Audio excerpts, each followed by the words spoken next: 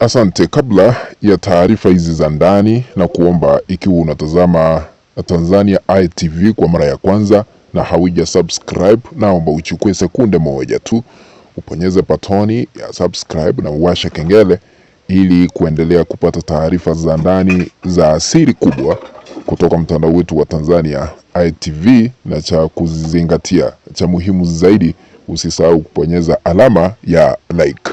Karibu ni kuhabarishe. Taifa la Tanzania ambapo sisi wa Tanzania tunaishi. Ninapopeperusha matangazo haya kutoka Mbeya, naomba kuwajulisha wenzetu kwamba taifa hili letu limeweza kutetemeka baada ya makamu wa rais Emmanuel Nchimbi kujitokeza yeye mwenyewe kutoka mafichoni. Wengi wamekuwa wakiuliza, na hata sisi waandishi wa habari tumekuwa tukiuliza, Emmanuel Nchimbi yupo wapi kwa muda mrefu?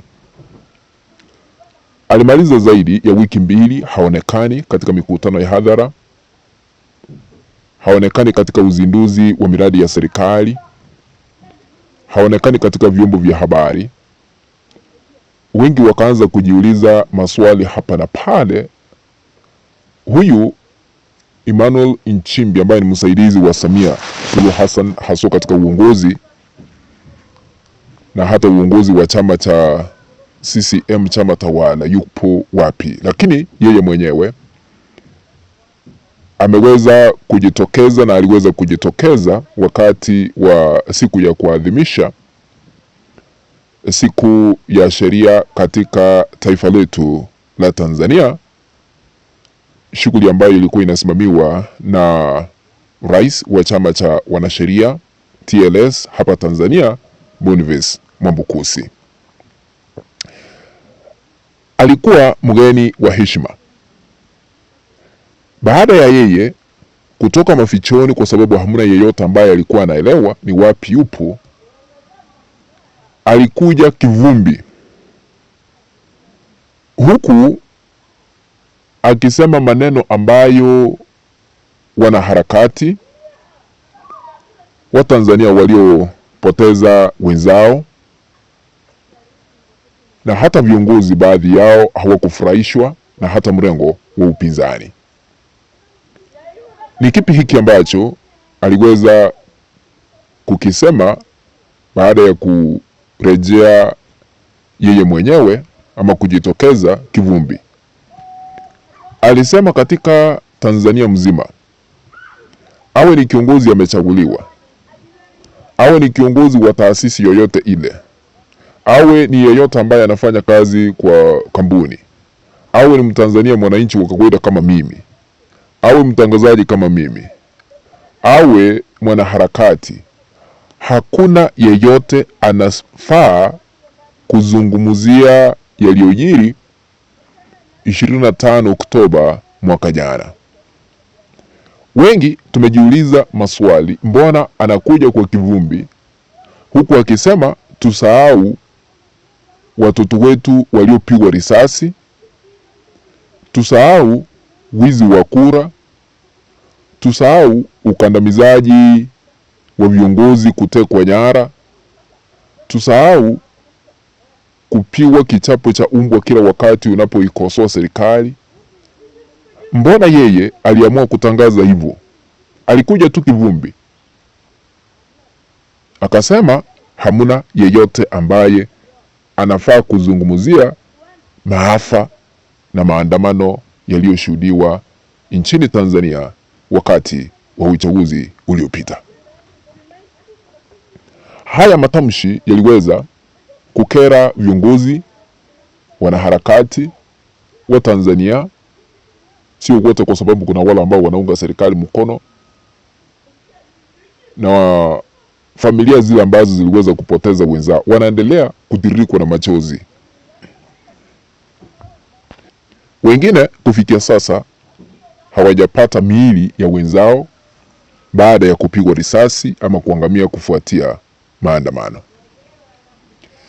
Nafikiri Nchimbi na kila mmoja kuna uhuru wa kujieleza, lakini hakuna siku sisi wa Tanzania tutasahau uchafuzi ulioshuhudiwa. Hakuna siku tutakoma kuzungumzia mambo ya maandamano yaliyoshuhudiwa na watu kuuawa hadi pale wajibikaji, haki, demokrasia imezingatiwa. Zaidi ya hayo, familia zilizopoteza wenzao, familia ambazo ziko na majeruhi katika mahospitali, wengine nyumbani, wapate fidia kupitia serikali ambayo yupo yeye mwenyewe na Samia Suluhu Hassan. Na huyu Nchimbi amekuwa kinyamaza, wengi tukisema ya kwamba ametengwa na Samia Suluhu, lakini wakati anasema tusahau maafa na wengine tunaendelea kuomboleza hata sasa hivi, hiyo sio haki. Familia nyingi zilizika viatu, zingine picha kwa mazishi, kwa ukosefu wa miili. Hiyo ni haki? Alafu waambie huyu mtu asahau kuzungumzia kilichojiri mwaka uliopita 25 Oktoba.